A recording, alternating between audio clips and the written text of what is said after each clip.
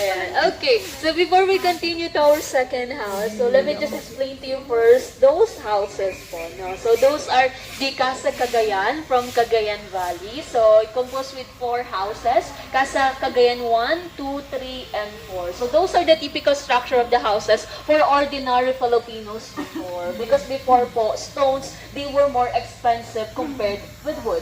And then originally po, the Casa Cagayan, actually right now po, it's a rental house, a studio room type, full air condition po. So that's rental house. But if you notice the houses, they are elevated po. No, because those kind of houses po, they build it near river. So it was elevated to serve as protection of the house from flood or high tides po. Okay, so that's our Casa Cagayan. And then this house in the middle, this one is the Casa Baliwag 2 from Baliwag, Bulacan, originally found at the vicinity of Iglesia ni Cristo. That's why they use the house as the function area for their church. And right now, we are using it as one of the rental house. 2 rooms po, good for around 4 people. And then this house naman po, the second house for today, our Casa Luna from Luna, La Union. So the Casa Luna, it was built way back 1850, owned before by Don Prometivo Novicio, the uncle of the famous Luna brothers, General Antonio Luna and Juan Luna, one of the Philippine Master of Arts. Luna La Union was named na Macpacan La Union before, that in the year 1906, they changed it to Luna La Union to serve as their recognition to the Luna brothers. In the year 1940s, when the house also became a garrison or headquarters for United States Armed Forces in Northern Luzon. This is where they planned on how they were going to capture General Tomoyoki Yamashita, the leader of the Japanese soldiers. Okay? I have a question po. So we're now gonna start our oral recitation. Okay? Don't worry, guys. This is a really easy question po. So do you still remember the 2 types of alipin or servants before? Okay, that's the alipin sagigilid and very good. You guys were present in your history class. So I'll explain it to you, sir. Don't worry. So we have these 2 kinds of servants before. We have the aliping sagigilid, or they call them side servants. And then the other one is aliping namamahay. That's the in-house servants or inside servants. Okay? So I asked about them because as we visit po the Casa Luna, first thing po that you'll see inside of the house, there's this narrow corridor or narrow passageway at the side part of their house. It surrounds the whole house and they call it volada. So what is the purpose of the passage on the side, the volada? So the purpose of the volada was, it served as a narrow passageway for the type of servants before, also known as the aliping sagigilid, or the side servants. So meaning to say, from the word itself, side or sagigilid, the side servants before, they were only allowed to roam around using the passage at the side part. They're not allowed to go inside. The only servants before that were allowed inside of the houses are only aliping namamahay, or the inside servants in-house. Okay? So before, there's this kind of discrimination with the aliping sagigilid. Why? Why they treat them like that? Because they said for that aliping sagigilid, or the side servants, they were the lowest kind of people. People who were captured in a war, remnants of tribal wars. They don't have any properties. And then aside from that, their master, they can sell them to other people or give them as a gift to other people. So in short, they actually treat them as slaves, as their own properties. Okay? So that's the sad reality with the aliping sagigilid. Although right now po, this house is an antique museum with the antique collections of the family of Acuzar. So whenever we visit the house, I just have a favor po to ask to all of you. As we visit the Casa Luna, we have to roam around also through the volada. So we will visit the house using the passage on the side. But it doesn't mean we are aliping sagigilid, because we're gonna use the same hallway po as them. So it's just to serve as protection with the antique collect. It doesn't mean that way, sir, that we're aliping sagigilid. Okay? No discrimination here. No, I'm not gonna sell you to other people. No. No. Okay. Don't worry po. you're gonna return home po to your ano. Okay? So, by the way, it's just a service protection po. And for experience also. Okay? Is it okay with you guys?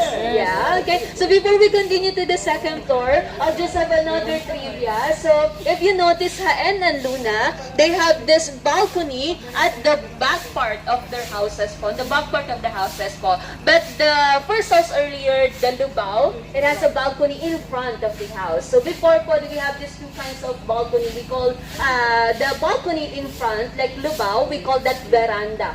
If it's located in front, that's veranda. But if it's located at the back part of your house, like Haen and Luna, they call it azotea.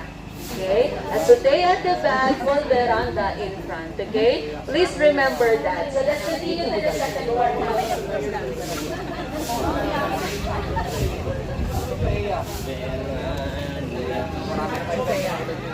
Hindi pa nasa likod, no?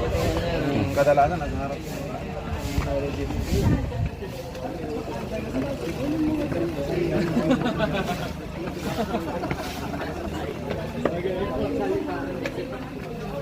Versatile.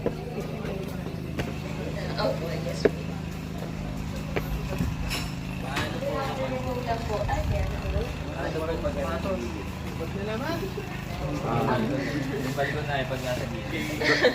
Talaga nagkinelas na lang. Versatile. Yes. But we're gonna do this.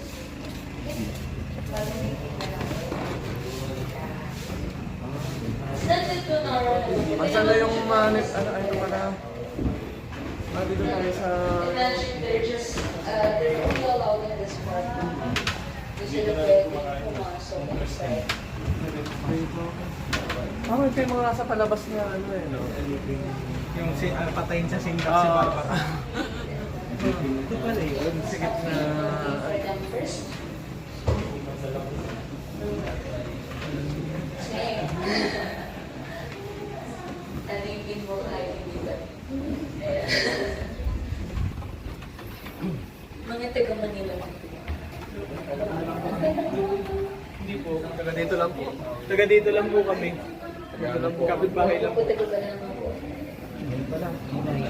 Diyan lang po ako. Sa Bagac lang. Alae. Ala eh. Hindi ka nalibas. Hindi ka nalibas. Hindi po. Oo, wala akong Sana punto eh. Sana sa po.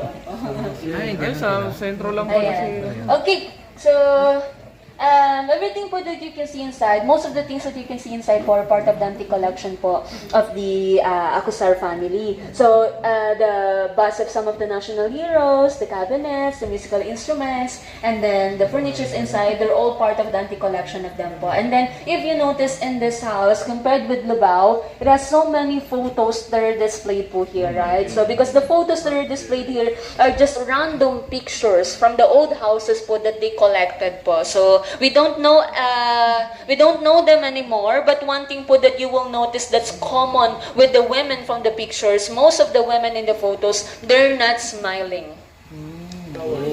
Yeah, so you know why? Because first reason po before smiling, actually taking photos, it takes 30 minutes to an hour before they finish taking their pictures. Imagine that, right? So, but aside from that, the main reason why they're not smiling, because the Filipinos before, they used to not smile all the time. Because for them, smiling, it was a sign of flirting. Uy, naku. Yeah, so Pag nag-smile ka. before when you're smiling, Smile ka rin po. Flirting ka. hey guy, if you don't know him and you're single, it means that you're flirting with him. And that's the reason why normally the Filipinas po, they usually have abanico or the hand fans or pamaypay. So they use the abanicos to cover their faces whenever they have to smile or laugh. That's why Maria Clara, she always have abanico with her, right? So this is the story behind the photos po. Okay, so let's visit po the next room. Ganun po, kaya sabi before, pagtawa ko ng tawa, parang gusto mo na mag-asawa, di ba? Ayan, so dito po sir, ikot na lang po kayo dito. Yung plancha. Yung plancha. Sige po, all the way here po, sa third door. And then, dito na lang po siguro, sa likod ko po. Just go to that door. Ganda pa. Sige po, pwede po yung iba dito, para ka-show tayo. Try mo to. Ano yan? Planchan di pa. Wow!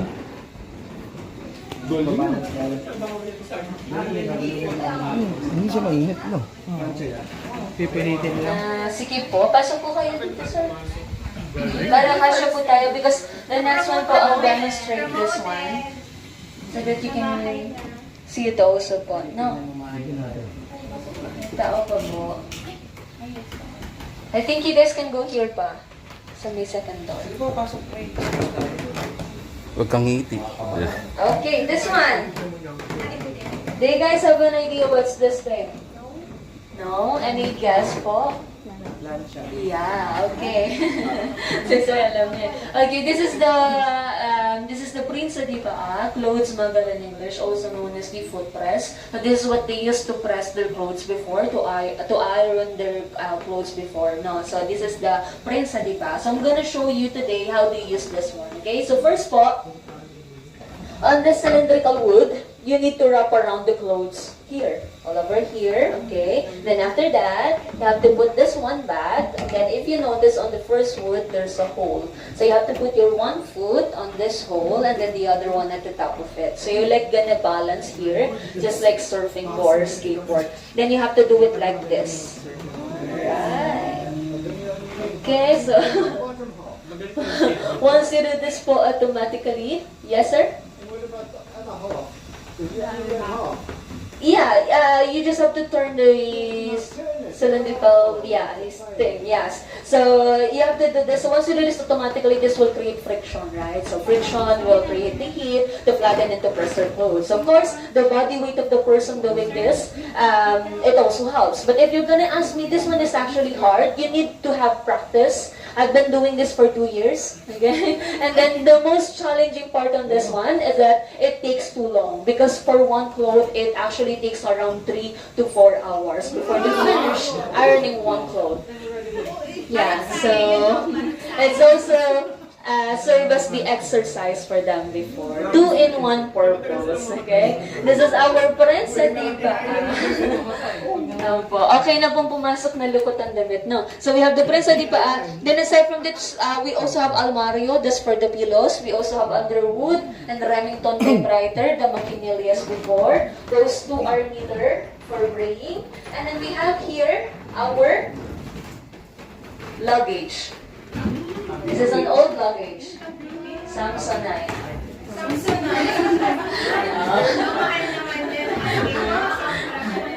No, you're correct po. It's Tampipi.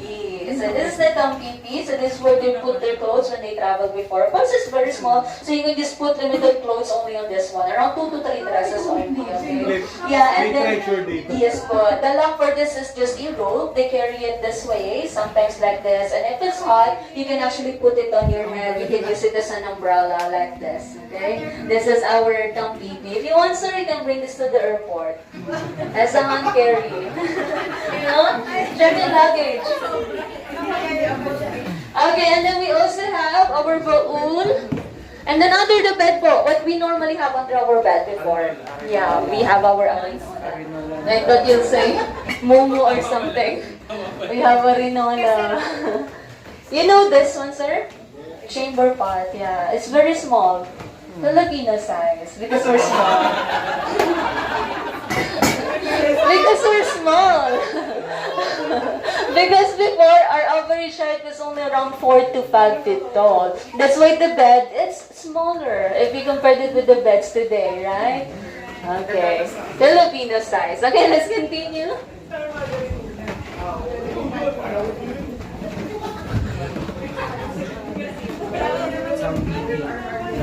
Open it po, pero medyo may hangin ka. Uy. I-password po kasi ibang door at window. Yes, sir. Some of you can stay there with these the customer, the sewing machine. We cannot enter on this room because some of the planks here are not that stable po, so I'll just have to explain inside, okay?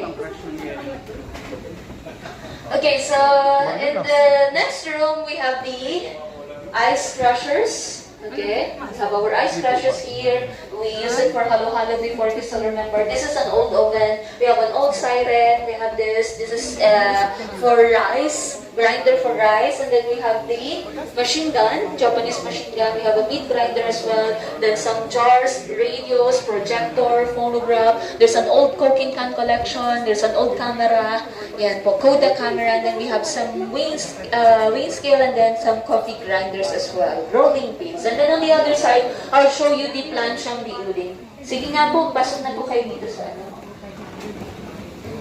Okay po, enter here. Dito po, sir.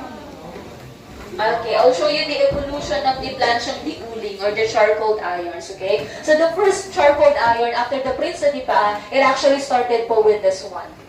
This is the first one. So they call this prensa de corona, or sometimes we just call it prensa. You have to put your charcoals here at the top, then from here you will have to insert a wood to serve as your handle, okay? In Maria Clara Ibarra, this is what they use for the show, okay? And then after this po, next one, I'm sure you're very familiar. Are you guys familiar with this? I can guess your age. Okay? So inside, you have to put your charcoals, and then at the top of our clothes, we have to put a banana leaf so that it will smell good and it's also smoother. Okay? So after this one is really big, right? That's why they also have a travel size. Portable, yeah. So it's a smaller version of that one, but although it is small, it's actually almost as heavy with the big one. Okay, and it's very solid. They don't use charcoals on this because they put it directly on fire. Okay. Then after this naman po, the next one is this one. It looks electric, right? This is the most convenient. But it's not electric po. They still use charcoals on this one because it comes with this. Okay? So under, there's like a compartment po, if you notice. So, you have to put your charcoals there. And then, you have to put your arm at the top po for the heat to transfer. So, it's Bluetooth. Okay? Our charcoal irons. And then, what is the most famous brand of sewing machine? Do you know? Singer. We have Singer here. We have the Poso, water pump or bombahan. We have a fruit juicer right here. We have Sisha over there. Yeah, Sisha or hookah. And then, do you know the Casillas? The Casillas po is the CR, the toilet po. The Casillas is located in the small room po, no, at the end.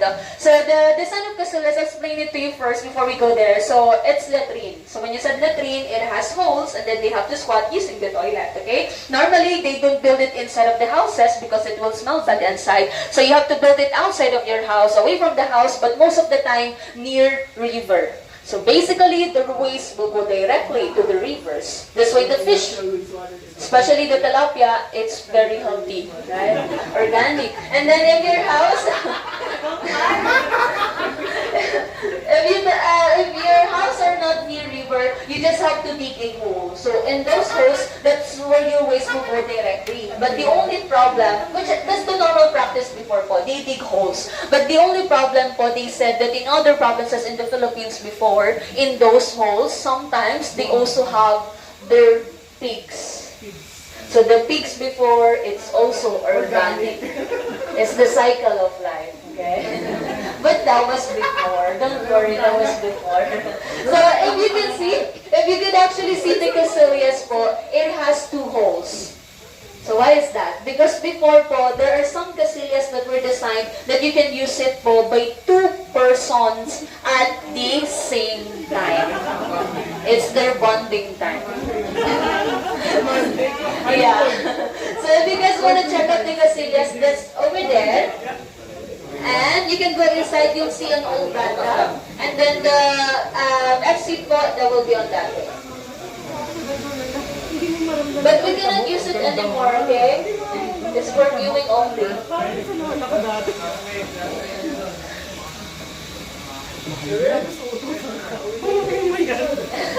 Together? Tapos yung damit yung nyog, di ba? Sanay magbulot natin.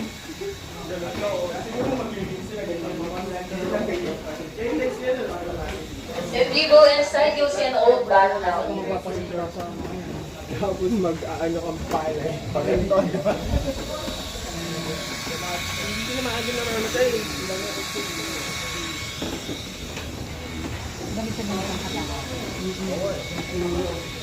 Ngayon, nagtatype na tayo for computer. Default mo. Tayo for upo. Tapos, kakain ka, mag-grab ka. Ay, ako yung kumain for. Tama sir. Kaya ng construction, safety yan. Para lang sa safety dati. Oo, ay, nag-CR ako sa China. Sa safety. Diba, Japanese? Japanese. Banding talaga, madam. Uy, cute. Ano pala? Ito, may banga-banga. Ay, may bathtub pa sila sir.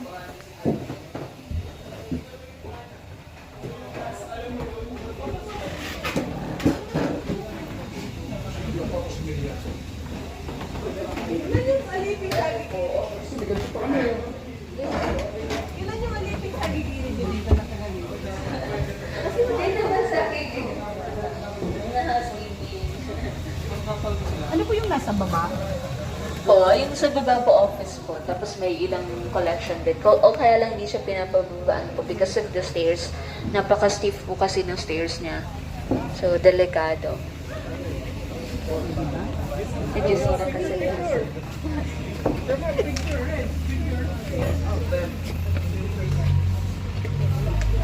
Kaya pala sila naman.